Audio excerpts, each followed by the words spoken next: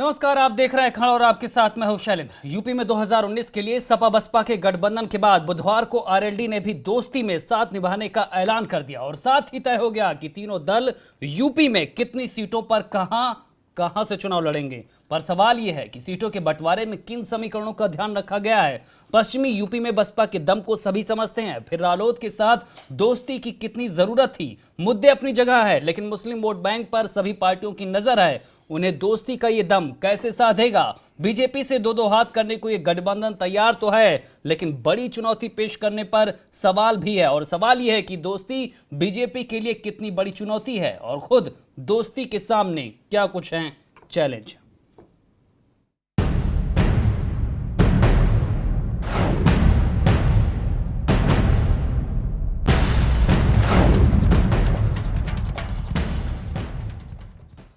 तो यूपी की बड़ी पार्टियां अब दोस्ती का दम दिखाने को तैयार हैं और साथ ही बीजेपी इन चुनौतियों से निपटने के लिए भी तैयार है। किसकी कितनी तैयारी है, क्या कुछ कह रहे हैं एक दूसरे को लेकर, पहले बयान सुनते हैं। हाल ही में सपा के साथ बीएसपी द्वारा किए गए चुनावी गठबंधन ने देश में खासकर जातिवादी, सांप्रदायिक व दलित विरोधी मानसिकता रखने वाली पार्टियों वह इनके नेताओं की नींद उड़ा दी है। मुगालता सपा बसपा को पाल लेने दीजिए। जब हाथी के वजन के नीचे साइकिल पूरी तरह से एकदम नष्ट हो जाएगी, तब पता चलेगा अखिलेश जी को कि मायावती जी उन्होंने राजनीति का बबुआ बना के छोड़ा और मायावती जी किसी से लंबा साथ नहीं निभाती हैं। हम लोग तो पुराने तजुर्बेकार हैं, नया तजुर्बा अखिलेश जी ले लें। तो हौसला है, हमला है, लेकिन हकीकत क्या है, किसकी कितनी तैयारी, कौन किस पर कितना भारी पड़ेगा, इसी मुद्दे पर आज की बहस, आज का खड़ा, जिसके लिए स्टूडियो में तमाम मेहमान हमारे साथ मौजूद हैं। सबसे पहले उनका परिचय आपसे करा देते हैं। हमारे साथ ओपी पांडे हैं, बीजेपी नेता हैं, अमित गुरु हैं, कांग्रेस प्रवक्ता हैं, जफर अमीन साहब हैं, प्रवक्ता सपा हैं, जावेद अहमद हैं, प्रवक्ता आरएलडी हैं, हर्षित राजवीर हैं, प्रवक्ता पीएसपीएल हैं, और थोड़ी देर में हमारे साथ नरेंद्र श्रीवास्तव वरिष्ठ पत्रकार भी जुड़ेंगे। शुरुआत करेंगे जफर अमीन साहब। दोस्ती तय हो गई है, यारी तय हो गई है, किन किन समीकरणों को ध्यान में रखा गया? देखिए, एक ही समीकरण है और जैन चौधरी साहब ने भी कहा कि रिश्ते और विश्वास की बात है और हम लोग रिश्ता और विश्वास को पक्का कर रहे हैं। कहाँ कितनी चुनौती दे रहे? देखिए, संविधान और लोकतंत्र दोनों को बचाना है और दोनों को बचाने के लिए भारतीय जनता पार्टी का हटना ज़रूरी है और उसके लिए ये ज़रूरी है कि सब लोग सीटों के बंटवारे के बाद भी सीटों पे भी इस तरह तय करें कि सारी सीटें जीती जाएं। और तो ये तो सीटें जब बांटी गई होंगी, जब सीटें बांटी गई होंगी तब ये तमाम बातें ध्यान में रखी गई होंगी। आधिकारिक पुष्टि नहीं हुई, ना ही कोई हमारी पार्टी की तरफ से या किसी गठबंधन के किसी तरफ से ऐलान हुआ है। मतलब संख्या तय है लेकिन स्थिति नहीं तय है अभी। नहीं, तय है, सब कुछ तय है, धीरे धीरे आएगी सामने। और हमारी कोशिश होगी कि उत्तर प्रदेश के अंदर गठबंधन की कोशिश ये है कि एक भी सीट भारतीय जनता पार्टी के खाते में ना जाने पाए और आने वाले वक्त में उत्तर प्रदेश में हम रोक देंगे भारतीय जनता पार्टी को, तो काम भारतीय जनता पार्टी का खत्म हो जाएगा और देश का नागरिक सुकून से रहेगा। जावेद अहमद साहब, 6 सीटें आप मांग रहे थे, 3 सीटें मिली हैं, पश्चिमी यूपी की मिली है। पश्चिमी यूपी में बड़ी ताकत आरएलडी की, क्या माना जाए? शैलेंद्र जी, हमने पहले भी कहा है आरएलडी के लिए सीटें बहुत महत्वपूर्ण नहीं थी और सीटें हम मांग रहे थे, ये सच है। लेकिन हमारे नेता जैन जी ने जिस तरीके से लाइक माइंडेड पार्टियों के साथ रिश्ते को गहराई से निभाने का काम किया है, वो उसके लिए बधाई के पात्र हैं और निश्चित रूप से ये गठबंधन भारतीय जनता पार्टी के कुशासन से देश को मुक्त कराएगा। दिल्ली का रास्ता उत्तर प्रदेश से जाता है और भारतीय जनता पार्टी को रोकना, क्योंकि जनता की भावना यही है, जनता भी चाहती है कि भारतीय जनता पार्टी किसी तरीके से सत्ता में अब वापस ना आने पाए। भारतीय जनता पार्टी ने सरकार में आने के बाद जिस तरीके से छल छद्म करके जनता को ठगने का काम किया है, जनता के दिए गए भरोसे को तोड़ने का काम किया है, उसके लिए ये जनता का गठबंधन है और जनता का गठबंधन भारतीय जनता पार्टी को सत्ता से बेदखल करेगा। भारतीय जनता पार्टी अब हम लोगों के लिए कोई चुनौती नहीं है। भारतीय जनता पार्टी अपने किए पर ही वो अब खेल के बाहर हो गई है और वो खेल के बाहर रहेगी। उत्तर प्रदेश में तो अब कुछ भी भारतीय जनता पार्टी का बनने नहीं जा वो रहा। तो कह रहे थे जनता वर्सेस गठबंधन का चुनाव है। नहीं नहीं, ये मोदी वर्सेज जनता है। जनता को किसने ठगा है? 2 करोड़ रोजगार कहाँ है? 15 लाख रुपए कहाँ खाते में आ गए? किसान के ऊपर लाठियां आप चलाओगे और किसान का आप वोट हासिल करने का काम करोगे। किसानों ने आपको राजस्थान, मध्य प्रदेश, छत्तीसगढ़ में सत्ता से बेदखल किया है। आपके विजय रथ को, जिसको आप लगातार निरंतर चला रहे थे, वो रुक गया है और उत्तर प्रदेश में वो ठहराव ले लेगा। अब भारतीय जनता पार्टी को सत्ता में कोई वापस नहीं ला सकता। ओपी पांडे जी, कॉन्फिडेंस देख रहे हैं दोस्ती का? कह रहे हैं मुकाबले से बाहर है, कोई चुनौती नहीं बीजेपी। देखिए, आप कॉन्फिडेंस तो आप समझ ही सकते हैं कि जिस राष्ट्रीय लोकदल का आज न तो एक विधायक है न एक सांसद है, बड़ी कृपा करके अखिलेश ने 3 सीटें दे बहुत दी सारी हैं। चीजें कृपा उनके पे साथ नहीं, है, आप बहुत सारी जनता चीजें उनके पार्टी- साथ है। हमें अरे कोई कमेंट आप तो करने की हार्स जरूरत नहीं। ट्रेडर हैं। हमारा एक विधायक था, उसको आप राज्यसभा चुनाव में खरीद ले गए। अरे आप बिकाऊ खरीद लोग फरो- हैं। बिकाऊ- आप बिकाऊ लोग बिकाऊ हैं, आप- हमने खरीद लिया। बिकाऊ आप हैं, बिकाऊ आप भी हैं। कहाँ अरे आप कहाँ अपने नहीं देखिए, बिके? आप कहाँ बिके जगह हैं? जगह बिके आप। अरे हम जगह हमेशा जगह अपनी बिके पार्टी, आप। हमारी आप पार्टी कहाँ हमेशा नहीं रही। बिके? जगह आप जगह अपनी बिके। पता करिए अरे कहाँ आप गए भी- हैं। आप भी 14 के पहले कहाँ खड़े थे? हमें अपनी बात पूरी आप करने 14 तक के चिल्लाना पहले शुरू कहाँ खड़े करिए। थे? 91 के पहले कहाँ अरे खड़े 91 थे? पहले हम अपने साथ थे, आज भी अपने साथ हैं। हम राष्ट्रीय पार्टी हैं और हर चुनाव हम आगे बढ़ रहे नहीं, हैं। क्या चुनौतियां आपके सामने नहीं बढ़ी है? तो ओपी हम पांडे अपनी जी। बात पूरी करने दीजिए, इनको रोकिए कि बीच में हस्तक्षेप न करें। अब तो वो नहीं जब रुकने ये वाले। बोल रहे थे मैं नहीं बोल रहा था। नहीं, हम लोग क्यों रुके? कॉन्फिडेंस बहुत ज्यादा रथ है। आगे बढ़ चुका है। तो देखिए जो स्थिति है, देखिए उत्तर प्रदेश में ये गठबंधन एक बार पहले भी हुआ था 1993 में। 93 चुनाव हुआ था गठबंधन के साथ, जिसमें भारतीय जनता पार्टी को 177 सीट मिली थी, सपा को 109, बीएसपी को 167 मिला पिछला था। छोड़िए, और बाकी नहीं, तो आगे मैं बताइए, बता रहा हूँ 2019 गठबंधन का असर क्या बताइए। होता है। कुल हालात 176 आपके सीटें। अब खराब है, अब का दूसरा बताइए। दूसरा जब 1-2 साल में जिस तरह नहीं, से 96 जब समीकरण चुनाव पूरा हुआ, बदल चुका है, सपा बसपा एक साथ आ 96 चुकी जब है। चुनाव हुआ, ये गठबंधन इन दोनों पार्टियां अलग हो वो गई। हम लोग मान तो लेते ये- हैं कि आपने लड़ा अच्छा, के अलग नहीं, अगर करा आप दिया बोलने था। थे बोले मैं बोलूँ मैं उठ के जाऊं, इन्हीं लोग चिल्वाइए तब। आप ये बोल रहे थे मैं नहीं बोल रहा हूँ, अगर मैंने बोलू इन्हीं लोग बुलवाइए तब। नहीं ओपी पांडे जी, नहीं, कोई हालात तरीका पे आप नहीं बोलिए है। ना, तो आप हालात बोलिए पे ना, हम बोलिए। जो बोल रहे हैं हम आपसे पूछ के नहीं बोलेंगे। हम अपने पार्टी की भी रखेंगे, आपसे पूछ के आप अपना बात रखिए। बताइए। हाँ, तो जो स्थिति है 96 में जब चुनाव अलग अलग हुआ तो सपा बसपा की सीटें एक भी सीट न कम हुई न ज्यादा हुई। तो इसका मतलब गठबंधन के पहले भी जो स्थिति थी, गठबंधन के बाद वही स्थिति है। इस चुनाव में यही स्थिति होगी। गठबंधन पहले बसपा 0 रहेगी, सपा 5 सीट है, उनके परिवार के 5 यादव लोग जीते हैं, वो भी 0 की तरफ जाएंगे। लोकदल कहीं गिनती में है ही नहीं, गठबंधन का कोई भविष्य नहीं है। गिनती में जहां तक कांग्रेस बात है, कांग्रेस पार्टी 2 सीट पर चुनाव लड़ेगी, 2 सीट पर हम लोग कोशिश ये भी करेंगे कांग्रेस कि 2 जीरो सीट पर बनाएं। चुनाव लड़ेगी। कांग्रेस को वो आप तो बढ़ा 80 रहे सीटों हैं। का तो प्लान गठबंधन 2 80 है। सीट छोड़ो, बाकी तो कांग्रेस ये का लोग सिंबल पांडे जी गठबंधन देंगे। गिन ही नहीं रहा है ना। अरे भाई बाकी तो आपको गठबंधन अपना नहीं दल वाले गिन रहा है। नहीं गिन अलग रहे हैं। ताकत है, इस बार अलग दो ताकत सीट है। आ रही है। सुहेल कांग्रेस देव पार्टी भाजपा तो नहीं जीत गिन रही रही है। प्रदेश में। आप पिछले आपके चुनाव में साथी 2 आपसे आपको नहीं आ उद्धव रहे हैं। ठाकरे नहीं गिन रहे हैं, आप नहीं, अपना अगर घर आप 5 लोग बचाइए। चिल्लाएंगे तो इसे बात तो नहीं चलेगी। इसे नहीं चलेगी। आप सारी बातें झूठी करेंगे, आप सब सिर्फ नहीं, आरोप नहीं, लगाएंगे। उसके लिए आप challenge अपने है। दल का अच्छा बताइए ये ना। बताइए, कांग्रेस का तो छोड़ दीजिए, आज राजभर साहब कह रहे हैं कि 80 सीटों पर वो भी लड़ेंगे आप चुनाव। कांग्रेस जवाब क्यों देंगे? ओपी पांडे जी, हाँ। राजभर जी कह रहे हैं कि वो भी 80 सीटों पर चुनाव लड़ेंगे। नहीं, राजभर जी देखिए हमारे जो सहयोगी हैं सब हमारे साथ रहेंगे, आप देखिएगा चुनाव साथ आगे रहेंगे सामने। और साथ लड़ेंगे भी फिर अलग से। अरे राजभर जी हमारे साथ मंत्रिमंडल के हमारे सहयोगी है। फिर ऐसे क्यों बात कर रहे हैं? कह रहे हैं कि हम भी 80 सीटों पर अरे चुनाव घर लड़ेंगे, परिवार में सब सभी बातें 80 होती सीटों पर रहती है। प्रत्याशी उतारे जाएंगे। नहीं, घर परिवार में सब बातें होती रहती है, लेकिन जब चुनाव होगा आप देखेंगे गाजीपुर में हम बुलाया लोग तक मिलकर मैं लड़ेंगे प्रोग्राम में। और साथ में लड़ेंगे और लगभग सभी सीटें चुनौती है कि जीतेंगे नहीं इस है? बार। चुनौती है कि नहीं, नहीं? चुनौती तो हमेशा होता है। देखिए राजनीति जब आप कर रहे हैं और कोई भी चुनाव लड़ने जाते हैं तो उसको चुनौती के रूप में कल लेना JP चाहिए। नड्डा साहब आए थे। कि चीज देखिए एक कहावत है, रोग और शत्रु को कभी हल्के से नहीं लेना चाहिए। तो उसलिए चुनाव में वो शत्रुता नहीं है, लेकिन जो राजनीतिक माहौल में है तो जो भी चुनाव में हम सबको चुनौती रूप में लेते हैं। हम मजबूती से अपनी तैयारी कर रहे हैं, एक एक बूथ तक हमारी तैयारी है, एक बूथ तक मॉनिटरिंग है, हम काम कर रहे हैं अपना। और हम इसलिए काम कर रहे हैं कि पिछली बार से ज्यादा सीटें जीतेंगे।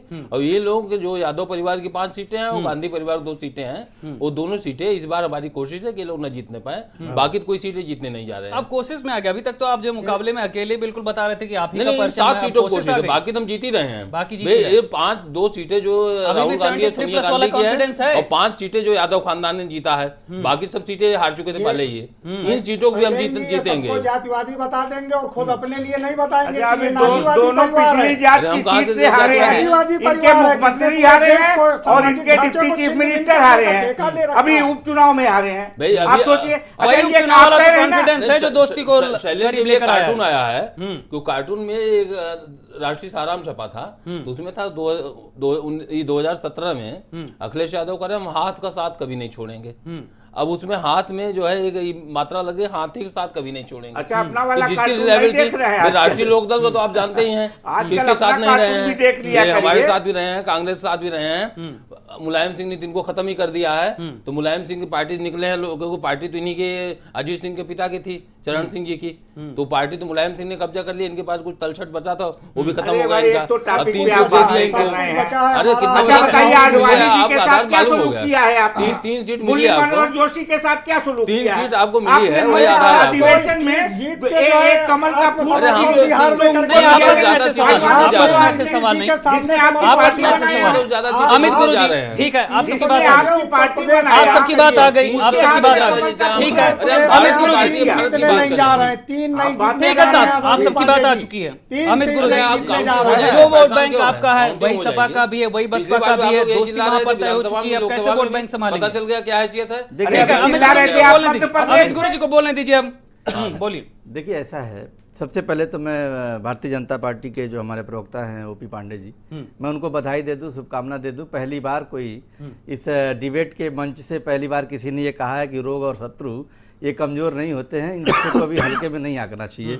चलिए, आप बड़े नेताओं के दम पे आपने तुषारापात डाला है। ये चाणक्य जी ने कहा, दूसरी हमारा चीज कहना नहीं है, चाणक्य नहीं, जी आपका ने कहना है, ठीक है, आप नहीं, अगर स्थितियों उस के हिसाब से मानने आचरण जाते हैं बहुत होता अच्छी है। बात अरे है। भाई, आपको वहाँ चाणक्य अमित शाह जी हैं, हम लोग उन्हीं की बात दूसरी मानते चीज- हैं। ये पुराने वाले चाणक्य ने कहा है। दूसरी अब चीज ये है पुराना कि नियम नहीं, आज के दौर के चाणक्य ठीक की है, बात ठीक है, कर अमित रहे गुरु जी हैं। को बोलने दीजिए। जी, मैं आपको बता दूं, भारतीय जनता पार्टी से शुरू से ही अगर कभी भी लड़ाई लड़ी गई है मजबूती के साथ, तो कांग्रेस पार्टी ने हमेशा भारतीय जनता पार्टी के साथ लड़ाई है और हर बार फिर इस इनको लड़ाई में शिकस्त आप दी सपा है। और बसपा का साथ क्यों नहीं हासिल कर पाए? नहीं, सपा और बसपा का साथ हासिल बड़ी करने लड़ाई की- थी, बड़े देखिए मैं आपको शैलेंद्र जी बता दूं, निश्चित तौर पे ये सच बात है कि आज गठबंधन की जरूरत पड़ी है। पिछले 2 दशक से चुनावों का जो परिदृश्य आपको दिख रहा है, वहाँ गठबंधन की जरूरत हमेशा महसूस मैं तो की कह रहा हूँ जाने बीजेपी लगी ने है। मजबूर कर दिया और गठबंधन के लिए। नहीं, बीजेपी ने मजबूर क्या, बीजेपी को क्योंकि देखिए, आप अभी- भी वही कहते हैं, अभी- वही अभी- सपा भी अभी कहती है, महेंद्र वही पांडे बसपा जी- भी कहती है, अभी थोड़ी देर बाद ये भी कहेंगे पीएसपीएल वाले भी कि बीजेपी अभी- से लड़ना है, उनके अभी खिलाफ देखिए, लड़ना अभी है। ओपी पांडे जी फिर यहाँ अकेले भी नहीं अपना लड़ेंगे, निर्णय साथ सुना में रहे उनके भी थे कि लड़ेंगे। भारतीय जनता पार्टी के मुकाबले में इस बार बीएसपी शून्य रहेगी, सपा शून्य रहेगी, हमारी 2 सीट है रायबरेली अमेठी की, वो भी हम जीतेंगे। ये सारी सीट जीत ही रहे हैं। मैं आपको बता दूं, 73+ का है हमका टारगेट। हाँ, वो इनके अध्यक्ष कह रहे हैं कि हम 74 जीतेंगे, कहीं वो 84 की बात न करने लगा, हालांकि सीट 80 ही है। मैं आपको एक चीज स्पष्ट कर दूं कि भारतीय जनता पार्टी के पिछले 4.5 साल से भी अधिक समय गुजर गया है। उनके जो घोषणा पत्र में जितनी भी चीजें वो रख के जनता के सामने आए थे, अपने सारे मुद्दों पे वो फेल रहे हैं। और उन फेल मुद्दों पे जब ये चुनावों में जाएंगे, मैं आपको बता दूं, इनके दल के लोग चाहे वो नहीं, बिहार कांग्रेस की स्थिति बताइए, क्योंकि नहीं, कांग्रेस अगर राष्ट्रीय की स्तर पर स्थिति हम लोकसभा राष्ट्रीय- चुनाव को देखें हम तो राष्ट्रीय सत्ता में पार्टी वापसी हैं। के लिए सबसे ज्यादा जोर आप ही लगा रहे हैं। क्या राहुल की रैलियों के भरोसे यूपी से राह बनेगी दिल्ली की? नहीं, राहुल के रैलियों के भरोसे नहीं। मैं अभी कोई भी दल आपके साथ आने को तैयार नहीं हुआ है। राहुल जी जिस कदर जनता के बीच में जाके मेहनत कर रहे हैं, जिस तरह से किसानों, नौजवानों की, बेरोजगारों की आवाज को बुलंद कर रहे हैं, उसका परिणाम भी हम लेके आए हैं, आपने देखा होगा। नहीं, अब तो दोहरी चुनौती होगी ना आपके नहीं, सामने। बीजेपी नहीं, से भी लड़ना है और सपा बसपा का ये जो गठबंधन नहीं, हुआ है, इसमें सपा- आरएलडी भी है, सपा- इनसे भी देखिए, आपको लड़ना सपा है। बसपा का गठबंधन आपका भी वही वोट बैंक है जो इनका वोट बैंक ठीक है। है, हम सपा बसपा का जो मकसद है वही मकसद हमारा भी है। हमारा भी मकसद यही है कि हम भारतीय जनता पार्टी को यहाँ इस बार 2019 के इलेक्शन में इनको यहाँ से बाहर का ठीक रास्ता है, दिखाएं। मकसद की बात हो रही है तो जी। हर्षित राजवीर जी, मकसद तो शिवपाल यादव का भी वही था, फिर आखिर गठबंधन में जगह नहीं मिली और आगे की राह क्या है? देखिए, इस एक दोस्ती को किस तरह के चैलेंज के तौर पर आप देखते हैं? देखिए, एक चीज़ मैं पहले स्पष्ट कर दूं, तमाम राजनीतिक दल ये बता रहे हैं कि हम तैयार हैं। महत्वपूर्ण ये नहीं है कि आप तैयार हैं, महत्वपूर्ण ये है कि जनता किस मायने में तैयार है, वो क्या सोच बना के रखी है। क्या वही 77 वाला परिणाम आने वाला है? क्या ये 17वीं लोकसभा ये खतरे की घंटी बज गई है? क्या है ये जनता तय करेगी। बड़े बड़े जो है राजनीतिक दल या छोटे छोटे राजनीतिक दल ये नहीं तय करेंगे कि हम तैयार हैं, जनता तय करेगी कि हम किस कदर तैयार हैं। जनता क्या तय आपने करेगी? देखा होगा 77 के चुनाव के बाद न्यूज़पेपर इंडिया टुडे में आया पीपुल्स विक्ट्री, ऐसे ही आपको 2019 में देखने को मिलेगा। तो वो तो खुद बोल रहे हैं, मोदी जी भी तो यही बोल रहे हैं कि जनता वर्सेस गठबंधन ये का चुनाव होगा। ये जो है ये अहंकार के खिलाफ की लड़ाई है। जब जनता से तो हम लड़ेंगे, ये बाकी जो लोग है आपस में ये लड़ेंगे। अहंकार के खिलाफ की लड़ाई है। आप किसमें देखेंगे अहंकार ये है? तानाशाही के खिलाफ की लड़ाई है। अहंकार किसमें? साफ तौर पे वो पार्टी जो अपने आप को इस कदर दिखाने लगी है कि हम 50 वर्षों तक चुनाव ही नहीं हार सकते, ऐसा क्या उसने कर लिया है? ऐसी कौन सी नहीं, उसकी आप नाम ले तैयारी सकते है? हैं। बीजेपी, साफ तौर से मैं कह रहा हूं, तमाम राजनीतिक पार्टी ये देख रही है, जनता ये कह रही है, जनता का आक्रोश, जनता का आक्रोश देखने को मिल रहा है। और जैसे हमारे भाई साहब जफर अमीन जी कह रहे हैं दबाव मत डालिए, अब आपके कहने से दबाव थोड़ी ना हो जाएगा। आप देखिए सड़कों पे आप उतरिए, आज आपको उतरने की जरूरत है, आप क्यों नहीं उतर जब रहे आप हैं? इस तरह की बात करते हैं तो आप उनके सामने बीजेपी के कंफ्यूजन खिलाफ रहता क्यों है नहीं उतर कि रहे? आप दबाव किस पे कौन बना सी रहे हैं? सीबीआई से आप डरे हुए हैं? अरे समाजवादियों की क्या पहचान थी जब सामने से लाठियां पड़ती थी, सर से खून बहता था लाल रंग का, ये समाजवादियों की पहचान थी। बड़ा इस संघर्ष कदर किया है। जनता के लिए लड़ा जाता था, संघर्ष के आदि समाजवादी कहे जाते थे। आप क्यों नहीं संघर्ष पे सड़कों समीकरण पे भारी उतर हो रहे गए हैं? क्या? संघर्ष पर समीकरण भारी हो गए क्या? समीकरण भारी नहीं है। वर्तमान में 2019 में आपको ये देखने को मिलेगा कि जनता फैसला करेगी। आप देखिए 77 में 0 पे आ गई ठीक थी। है, जनता क्या सोचती है इसके लिए चलते हैं नरेंद्र श्रीवास्तव जी के पास। नरेंद्र जी, जिस तरह से समीकरण ताजा बनते नजर आ रहे हैं, अगर दोस्ती में हम देखें, सपा बसपा आरएलडी है, अलग अलग क्षेत्रों में अलग अलग समीकरण साधने की कोशिश की जाती है, कांग्रेस के भी अपने यहाँ पर पैतरे हैं, बीजेपी की अपनी तैयारियां, आप किस तरह से देखते हैं दोस्ती के चैलेंज को? देखिए, उत्तर प्रदेश के परिप्रेक्ष्य में ही ये गठबंधन हुआ है। मुझे लगता है असर दिल्ली पे कितना पड़ेगा? मेरा आकलन ये है कि गठबंधन तो प्रभावी रहेगा। गठबंधन अगर दोनों दलों ने अपने अपने वोट ट्रांसफर करा लिए, तीनों दलों ने अपने अपने वोट एक दूसरे को ट्रांसफर करा दिए, तो भारतीय जनता पार्टी के लिए बड़ी दिक्कत हो सकती है। भारतीय जनता पार्टी की 71 और अपना दल की 2 सीटें 2014 में थी, वो सीटें काफी कम हो सकती हैं। कितना कम होंगी ये अभी से कहना मुश्किल है, लेकिन मेरा अपना मानना है कि गठबंधन से भारतीय जनता पार्टी को निश्चित तौर पर दिक्कत आएगी। उनकी सीटें कम होंगी अगर ईमानदारी से एक दूसरे के वोट ट्रांसफर हो गए तो। कांग्रेस की स्थिति को किस तरह से देखते हैं? शिवपाल यादव की स्थिति को किस तरह से देखते हैं? और अगर सपा बसपा साथ में लड़ते हैं तो दोनों दलों की अगर अलग अलग हम देखें स्थिति, तो वो किस तरह से जाती नजर आ रही है? शैलेंद्र जी, मेरा जो पर्सनल आकलन है कि अगर कांग्रेस और शिवपाल एक साथ मिलकर लड़ते हैं तो कई सीटों पर ये है संभावना है ऐसी? जी, ऐसी संभावना है, मुझे लगता है। जो बातचीत उभर करके आ रही है, जो तस्वीर उभर करके आ रही है, उससे लगता है कि ये दोनों एक साथ हो सकते हैं। अगर ये दोनों एक साथ होते हैं तो कई जगहों पर ट्रायंगुलर फाइट होगी, त्रिकोणात्मक संघर्ष होगा प्रत्याशियों में। अगर त्रिकोणात्मक संघर्ष होता है, उसका फायदा भारतीय जनता पार्टी को होगा। मेरा अपना मानना है कि ये चुनाव जो है ये मोदी वर्सेस अदर्स होने जा रहा है। Pro Modi, anti Modi. Pro Modi के वोट जो हैं वो एंटी मोदी की अपेक्षा कम है। अगर वो एंटी मोदी वोट एकजुट हो जाते हैं तो प्रो मोदी वोट पराजित होंगे, सीटें कम होंगी बीजेपी की। अगर वोट डिवाइड रहते हैं तो भारतीय जनता पार्टी को फायदा होगा। मेरा अपना मानना है, हो सकता है मैं गलत भी हूं, लेकिन जो मैं मान रहा हूं, अगर त्रिकोणात्मक संघर्ष होता है तो उसमें बीजेपी को फायदा होगा। लेकिन इस सब के बावजूद गठबंधन से भारतीय जनता पार्टी को दिक्कत आएगी। गठबंधन करना भी इन दोनों दलों की मजबूरी थी। 2014 के चुनाव में बीएसपी को एक भी सीट नहीं मिली थी और समाजवादी पार्टी को मात्र 5 सीटें मिली थी। इनका भी अस्तित्व खतरे में था। इन दोनों ने 4 कदम आगे बढ़ के 2 कदम पीछे होकर के अपने अस्तित्व को बचाने के लिए गठबंधन किया है। लेकिन इनका गठबंधन प्रभावी होगा यदि वोट ट्रांसफर हो गए तो। ठीक है, आरएलडी की स्थिति को किस तरह से देखते हैं? पश्चिमी यूपी में दबदबा था, 3 सीटों पे संतुष्ट हैं? देखिए, आरएलडी जो कल सूचना मिली है हम लोगों को, आरएलडी जो मुझे मतलब अभी ये इसकी पुष्टि नहीं है, लेकिन जो राजनीतिक गलियारों में जो चर्चा है 3 सीटों पे 3 सीटें हैं, लेकिन वो सीट और उसमें भी एक सीट Yes. सपा प्रत्याशी आरएलडी के हाँ, वही मैं बोलने जा रहा था कि समाजवादी पार्टी का आदमी होगा, उम्मीदवार होगा, लेकिन चुनाव चिन्ह होगा आरएलडी का। तो मुझे लगता है कि मेरे आरएलडी के मित्र बैठे हुए हैं, हो सकता है मुझे मेरी बात इनको अच्छी नहीं लगे, मैं माफी के साथ कहता हूं। ये चरण सिंह की पार्टी आरएलडी थी, लेकिन ये लोग कहाँ लेकर के इसको चले गए, कहाँ लेकर के चले गए। जिस मैं एक सीट के लिए रिरियाना पड़ रहा है, जैन जी को 2-2, 3-3 बार आना पड़ रहा है, फोन पर कई बार बात कर रहे हैं। मैं उनके बारे में ज्यादा टिप्पणी नहीं करूंगा, लेकिन आरएलडी का कमजोर होना मुझे लगता है कि किसानों के लिए हित कर रही है। आरएलडी को मजबूत होना चाहिए, इनको अपनी पार्टी को, अपने संगठन को मजबूत करना चाहिए। बताइए जावेद। मैं नरेंद्र जी की बात पर कोई टिप्पणी नहीं कर सकता हूं, लेकिन निश्चित लेकिन ये रूप सवाल से है जनता के ये सामने है। सवाल पश्चिमी है यूपी जनता में के जिस तरह के सामने। समीकरण है, जिस निश्चित तरह से रूप आपकी ताकत थी, देखिए, कई चीजें ऐसी होती हैं कि जो नहीं कही जा सकती हैं, परिस्थितियां थी, संगठन हमारा वही चीजें कमजोर तो आपको हुआ, जनता को भी लेकिन समझानी उस पड़ेंगी ना। वो हमारा संगठन कैराना चुनाव के पहले से हम लोगों ने जो प्रयास शुरू किए, वो संगठन फिर से अपने पुराने रंग रूप में वापस आना शुरू हो गया है। और निश्चित रूप से नरेंद्र जी की चिंता बहुत जल्दी दूर होगी कि राष्ट्रीय लोकदल फिर उसी तेवर के साथ जो चौधरी चरण सिंह जी की हमारे पास शानदार विरासत है, वो चौधरी अजीत सिंह जी और माननीय जयंत चौधरी जी की के जानदार नेतृत्व में वो वापस आने जा रही है। और निश्चित रूप से इसका आप जावेद जी मैं आपको थोड़ा सा इंटरप्ट कर रहा हूं, माफी के साथ। जी। देवरिया में एक सीट है रामकोला विधानसभा की। जी। वहां चौधरी चरण सिंह जी जा रहे थे और उन्होंने भाषण दिया विधानसभा के चुनाव में। उन्होंने वो मंच पर चढ़े और उन्होंने एक लाइन केवल कहा कि ये जो उम्मीदवार यहाँ मेरा लड़ रहा है, गलती से इसको टिकट चला गया है, आप लोग इसको वोट मत दीजिए, मैंने गलती की है, आप लोग गलती मत कीजिएगा। इतना बोल करके वो उतर गए। क्या ऐसी स्थिति में आप पहुंच रहे हैं?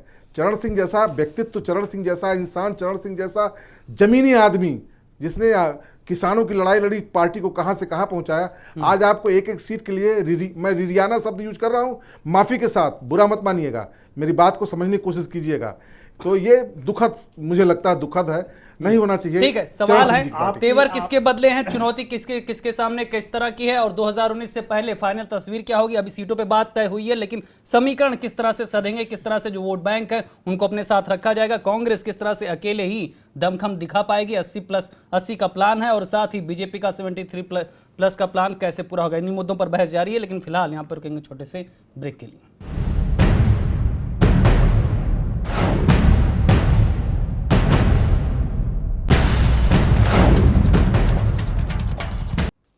ब्रेक के बाद आपका स्वागत है, और सवाल यही है, यूपी की नई यारी किस पर कितनी पड़ेगी भारी। हर्षित राजवीर जी, जिस तरह से बातें निकलकर सामने आ रही है, अगर आपका किसी से अलायंस नहीं हुआ, आप अगर स्वतंत्र लड़े तो इसका सीधा फायदा बीजेपी को होगा, क्या मानते हैं आप? नहीं, ऐसा बिल्कुल नहीं है। देखिए, हमारा वोट बैंक जो है वो जो है जनता का ऐसा वोट बैंक है जहां जनता पीड़ित है। अब पीड़ित किससे है? भारतीय जनता पार्टी से। तो आपको ये समझना चाहिए कि अगर वर्तमान में सत्ता किसकी है? भारतीय जनता पार्टी की। और उसके विरोध में खड़ा कौन हो रहा है, सड़कों पे उतर कौन रहा है? वो प्रगतिशील समाजवादी पार्टी उतर रही है। आप लगातार देख रहे होंगे, देखिए कहां पे कोई विपक्ष दिखाई पड़ रहा है, कहां पे जो है एसपी दिखाई पड़ रही है, कहां बीएसपी दिखाई पड़ रही है, कहां आरएलडी दिखाई पड़ रही है। क्या होना नहीं चाहिए? क्या किसानों के मुद्दे पे आरएलडी को उपस्थित नहीं होना चाहिए? सड़क पे कांग्रेस दिखाई दे रही है ना? जी बिल्कुल, आपको दिखाई दे रही है कांग्रेस? हम तो प्रगतिशील समाजवादी पार्टी की बात कर रहे हैं, और आप देख रहे हैं जन आक्रोश रैली के माध्यम से, आप देख सकते हैं, मतलब आंदोलन हुआ। हम लोग देखिए, मैं आपको ब्लेम नहीं कर रहा हूं, मगर आपको ऐसा करना चाहिए। आपकी पार्टी किसानों की पार्टी थी, आपको ऐसा करना चाहिए, आपको उनके मुद्दों पर लड़ना चाहिए। का मामला हो, ठीक है, अमित गुरु जी बताइए। सलन जी, मैं आपको बता दूं, मैं ये देख रहा हूं और आए दिन ये दिख रहा है कि मैक्सिमम डिबेट्स में जब हम ये इन सब गठबंधन पे बात कर रहे हैं, तो हमेशा एक चीज, मैं जो चीज निकल के आ रहा है वो मैं ये देख रहा हूं कि हम आधार हमेशा 2014 के रिजल्ट को लेके कर रहे हैं। 2014 के बाद इस सरकार को काम करने का मौका मिला और उसने 5 साल अपने काम जनता के बीच में लाए। काम क्या लाए वो जनता को दिखा नहीं। हम उस रिजल्ट पे बार बार जा रहे हैं और सरकार ने काम क्या किया है उस पर हम आज तक सोचने को तैयार नहीं हो रहे हैं। पहले अभी लड़ाई की बात हो रही है, कांग्रेस पार्टी ने बड़ी मजबूती के साथ जीएसटी के लिए भी लड़ाई लड़ी, आरबीआई के जो मामले आए थे उसमें भी लड़े, सीबीआई पे भी लड़ाई लड़ी, सड़क पे लड़े, हम अकेले लड़े, कोई साथ नहीं आया। लेकिन तो खाली उनका नाम लेना है, उन्होंने इनको बुलाया नहीं। मैं एक चीज बता दूं आपको, 2014 के परिणामों को देख के डिबेट्स की राह तय न हो, मैं आपको स्पष्ट कर दूं कि पूरी तरह से 4.5 साल ये इसलिए आपका नाम नहीं लेना है जिससे आप इनका नाम ले लें। ये अभी राफेल के मुद्दे को ले लीजिए, इस मुद्दे को इस तरह से ढंग से दबाया गया और ऐसे अभी रविशंकर प्रसाद जी ने संसद में कहा कि हम चक्के मारे हैं। और अभी और छक्के मारेंगे। अब किस तरह के छक्के होंगे, वो नैतिक होगा अनैतिक होगा, इसकी कोई विचारधारा बहुत लंबा प्लान उन्होंने बताया, हर सेक्टर्स में अलग अलग प्लान बता दिया। हाँ वो ठीक है, वो ठीक है, उनके शिक्षर आप देखते रहिए और आप खुद इस पे एनालिसिस कर सकते हैं कि यह शिक्ष जो लगा था ये नैतिक है और यह अनैतिक है। मैं कहना चाहता हूँ शिक्षर के भरोसे तो हैं, लेकिन ये जो मिक्सर तैयार हो रहा है उसका क्या करेंगे आप? अपनी काम की पूंजी इनके पास नहीं है। जी आपने क्या कहा? नहीं, हमसे पूछा आपने जी, आपका हो गया। अच्छा, तो देखिए, हम लोगों ने अगर 10% आरक्षण गरीबों को दिया है तो इसमें अनैतिक क्या होगा? भाई कांग्रेस भी ये प्रस्ताव लेके गई थी क्या? नहीं, हमने नैतिक और अनैतिक दोनों बात कही। हमने आरक्षण का विरोध नहीं किया, हम आरक्षण के समर्थक। हम नहीं, वो कह रहे हैं कि आप शिक्षण लगा रहे हैं, वो बोल रहे हैं कि आप स्वागत में शिक्षण लगा रहे हैं, लेकिन ये जो सामने मिक्सर आपके तैयार हुआ है इससे कैसे निपटेंगे आप? कर रहे हैं, ये भी किसी सेक्टर का ही एक अंदाज होगा। मैं इस पे कह रहा हूँ कि आप पता नहीं अभी कितने अनैतिक शिक्षण मारने के फिराक में। मेरा कहना बस इतना है, आपके पास काम की कोई ऐसी पूंजी नहीं है जिसको लेके आप 2019 के विधानसभा। नहीं, जो सवाल है उनके जवाब दीजिए, जो सवाल है उनके जवाब दीजिए। शिक्षण तो आप लगा चुके हैं, लेकिन जो मिक्सर सामने तैयार हो उससे कैसे निपटेंगे? जफर इरशाद जी हैं, वरिष्ठ जर्नलिस्ट हैं, इन्होंने लिखा है कि सपा बसपा गठबंधन और कांग्रेस के उत्तर प्रदेश में अलग अलग चुनाव लड़ने से एक बात साफ हो गई है कि उत्तर प्रदेश में भाजपा को 65+ सीट जीतने से कोई नहीं रोक सकता। ऐसा तो बताइए, आप बताइए का नाम ले वाला बयान अगर मिल जाए तो आप देख चौड़ा हो जाता है। अगर आप पढ़ने आते हैं मिल जाए डिबेट और में आप यही उस सब बयान पढ़ की के बात आते हैं ये नहीं लोग, करेंगे, अब कुछ बचा नहीं करेंगे। आप खुद ही अपना बार क्यों गिरा रहे हैं? आपके अपनी बयान आया था, जफर अमीन साहब को बोलने, जफर अमीन साहब को बोलने दीजिए, ठीक है? जफर अमीन जी को बोलने दीजिए, इसके बाद हर्षित जी आपको देंगे मौका। सारी चीजों ठीक है, जफर अमीन को। भारतीय जनता पार्टी बहुत जातिवादी और नहीं, ओपी सांप्रदायिक पांडे जी पार्टियां आपस में लड़ेंगी। ओपी पांडे जी एक जावेद साहब इसका हवाला जनता जानती ठीक है। है, जफर अमीन साहब को बोलने दीजिए। जफर अमीन साहब, अब हम तो एक सवाल पूछना जफर अमीन साहब को, जफर अमीन साहब को बोलने दीजिए। एक सवाल आप आप मूर्ख नहीं बना सकते। देखिए, अब वो सवाल भी नहीं सुनना चाहेंगे, जवाब दे नहीं पाएंगे। 2014 में मोदी जी ने खुले तौर पे भाषण में कहा था कि हम आरक्षण नहीं भाइयों बहनों, हम नौकरी देंगे। और अब कह रहे हैं भाइयों बहनों हम नौकरी नहीं आरक्षण दिए। अब आप बताइए, इस 5 साल में इतना ही फर्क पड़ा है कि जितना चुनावी वादा किया एक भी पूरा नहीं किया। अब जनता को गुमराह करके ये चाहते हैं, जनता भी बैठी है। देखिए, जो लोग अगरबत्ती जला के टीवी देख रहे थे, इनका भाषण सुन रहे थे, अब पंखा जला रहे हैं। गांव में देखिए, गांव में क्या माहौल है। नहीं, आपके सामने गहरी चुनौती है। मैं तो कह रहा हूँ, बताइए एक तो ना, गठबंधन आपके सामने है, दूसरा अपने आप से नाराज है, तीसरे नाराजगी जनता को लेकर है। मेरी जवाब सुन लीजिए। देखिए, जो 10% आरक्षण हुआ है ये केवल नौकरियों में आरक्षण नहीं है, शिक्षण संस्थानों में आरक्षण। अरे भाई, उन्होंने क्या कहा था कि हम आरक्षण नहीं देंगे, नौकरी देंगे। 10 लाख नए नौकरी सीटें नहीं आएंगी दिया। आप उसमें सरकारी बताइए केंद्रीय क्यों नहीं दिया? विश्वविद्यालयों में। 10 लाख बच्चे जो पढ़ेंगे अच्छे कॉलेज में, IIT पढ़ेंगे, IIM नहीं, आरक्षण की बैसाखी क्यों दे रहे हैं आप? अच्छे इंजीनियरिंग कॉलेज में पढ़ेंगे। आखिरी वक्त में अरे, आरक्षण 10 बैसाखी करोड़ क्यों को दे नौकरी रहे हैं? दे दिए होते ना तो 3 crore skill India, upper caste के लोग मेक इन बात इंडिया, होते। तमाम चीजें करने के बाद भी आरक्षण देने की जरूरत पड़ गई। शैलेंद्र जी, 1/3 आबादी ऐसी थी जिसको किसी गरीबों को, तो पहले दिन ही स्पष्ट कर देते ना, फिर स्किल इंडिया और मेक इन इंडिया और तमाम ऐसे बड़े बड़े सब्जेक्ट जो देखिए, 56वें महीने में गरीब है, 56 इंच के सीने वाले ने अपनी सरकार के 56वें महीने में ये फैसला लिया। एतराज हम लोगों का इसलिए है। गरीबों के लिए नहीं दिया है आपने। SC/ST एक्ट में जिस तरह से आपने बदलाव किया था, उसके बाद जो नाराजगी थी उसको दूर करने के लिए आपने कार्य चलाया। गरीबों का आरक्षण दिया है, SC/ST वालों नहीं। नाराजगी थी ना, चुनावों में नाराजगी थी, आपने नतीजे देख लिए 3 राज्यों में। तो आपने 3 राज्यों में आपने नतीजे देख लिए। शिक्षा में और नौकरी में गरीबों को दिया है, और गरीबों को दिया है, इसको जो कर रहे हैं छक्का मार रहे हैं। ठीक है, हर्षित राजवीर जी बताइए, हर्षित राजवीर जी क्या दिक्कत है आपको? लाइन में लगाए, लोग मिल रहा है आरक्षण जमा करने और निकालने में लाइन में लगाए। अरे संविधान संशोधन हो गया, आरक्षण लागू हो गया है। नहीं कर पाएंगे। ऐसे ठीक है, हर्षित राजवीर जी बताइए, आरक्षण लागू हो हर्षित गया। राजवीर, उत्तर प्रदेश में भी लागू हो आपकी बात आ गई। जाएगा। हर्षित राजवीर जी बताइए, क्या कह रहे थे आप? देखिए, जुमलेबाजी का दौर समाप्त होने वाला है। 2019 जो है बहुत इफेक्ट आगे के दौर में आपके लिए क्या है? हमारे लिए तो स्पष्ट है कि हमने जो है हमारा पुराना संघर्ष है और नया संगठन पुराने है। संघर्ष में कोई नए हमारे साथी भी होंगे। हमारे साथी अवश्य हो सकते हैं जो सांप्रदायिकता के खिलाफ लड़ेंगे, तो सब जो सांप्रदायिकता के खिलाफ लड़ धर्मनिरपेक्ष रहे होंगे, उनके साथ हम जाएंगे और कांग्रेस? स्वाभिमान के साथ जाएंगे, अपने स्वाभिमान को नहीं घटाएंगे। अभी देखिए, अगर हम जफर अमीन जी से कोई बात कहते हैं या सपा के बात के लिए कोई बात कहते हैं तो आपको बुरा अवश्य लगेगा। 35 सीट आप जीत चुके हैं, आपको ये सोचना चाहिए। आपका उत्तर प्रदेश में प्रभावशाली बड़ा संगठन रहा है, आप 38 पे राजी हो गए और ऐसे लोगों के साथ राजी हो गए जो हमेशा आपके साथ धोखा करते रहे। आपको ये सोचना चाहिए, आपको ये चीज आपको ये चीज ध्यान में रखना चाहिए। मगर देखिए, ये आपकी सोच पे निर्भर करता है। देखिए, आपकी कॉन्फिडेंस है इनका, ओवर आपकी ये कॉन्फिडेंस सोच है। पे निर्भर करता है। देखिए, ओवर कॉन्फिडेंस का देखिए, ओवर जहां हो जाता है सब बाहर चला जाता है। एक बार ठीक है? बात भी नहीं की कहीं आपसे। से ओवर नहीं होना चाहिए। हमको बात करने की आवश्यकता नहीं है। हमारे साथ जनता है, हमारे नेता के साथ जनता फिर है, आप ये क्यों कोई कह रहे नहीं थे कह कि अगर सकता है। गठबंधन से न्योता मिला तो जाएंगे, बिल्कुल जाएंगे।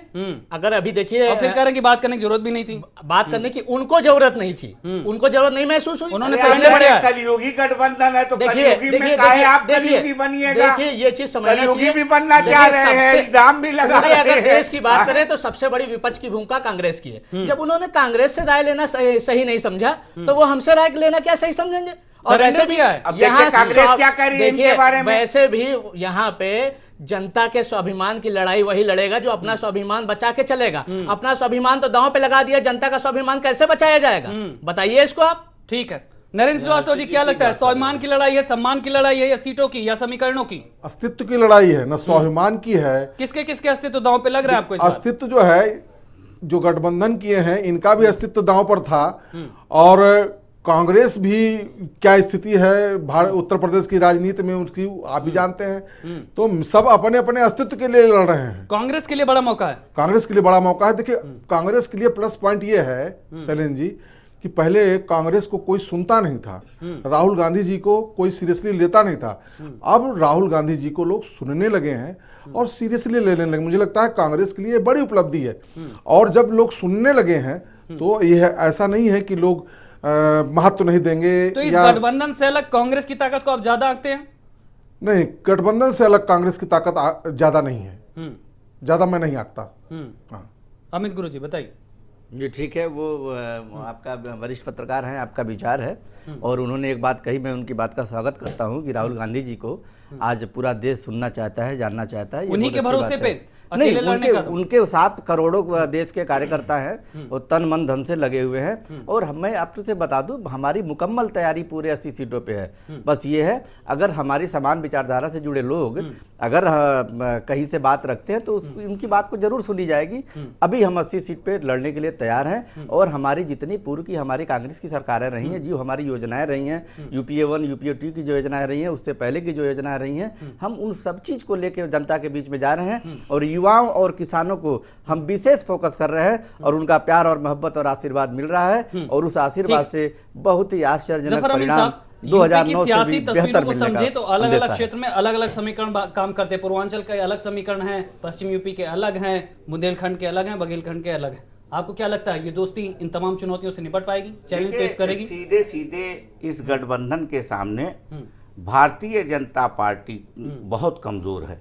उसकी वजह है जहां एक बहुत तरफ हम कमजोर है। नहीं, हाँ, हम इसलिए कह रहे हैं कि हमारा गठबंधन तो मजबूत होता गया और वो सामने आ गया। उनका गठबंधन जो है वो रोज आंख दिखा रहा है, अलग हो रहा है। 40 पार्टियों का गठबंधन है। आप एक लाइन से देखिए कि 12-13 लोग इनको छोड़ चुके हैं। और इनका 25 साल पुरानी दोस्ती जो है उद्धव ठाकरे जी की, देखिए किस तरह से कर रहे हैं। पांडे जी 30 सेकंड है, जल्दी जवाब दे दीजिए। नहीं, देखिए, दो चीजें हैं। एक तो जो कमजोर लोग हैं वो अपना चैलेंज है कि नहीं दोस्ती का? नहीं, चैलेंज तो हमेशा रहता है। हमने शुरू में बताया कि राजनीति एक चैलेंज है। हम लोग हर चुनाव को चैलेंज के रूप में लेते हैं। और पूरे भारत में इसीलिए जब हम लोग सत्ता में आए थे, 6 राज्यों हमारी सरकारें थी, आज लगभग 19-20 राज्यों हमारी सरकारें हैं। तो हम उस चीज को चैलेंज भी लेते हैं। जहां हम कमजोर है वहां मजबूत करते हैं, जहां मजबूत है ठीक है, कौन कहां कमजोर है और कैसे अपने आप को मजबूत करेगा, किस तरह से सियासी समीकरण साधे जाएंगे, हमारे पास वक्त की कमी है। ओपी पांडे जी, देखते हैं, आने वाला वक्त तय करेगा। लेकिन जिस तरह से यूपी की सियासी तस्वीर लगातार बदल रही है, उसके बाद देखने वाली बात होगी कि कांग्रेस अकेले चलते हुए किस तरह का दमखम दिखाती है, शिवपाल यादव किस तरह से राजनीति में अपना असर छोड़ते हैं और बीजेपी किस तरह से अपने टारगेट को पूरा कर पाती है। फिलहाल आज की बहस में इतना ही। तमाम मेहमानों, तमाम दर्शकों का बहुत बहुत शुक्रिया। नमस्कार।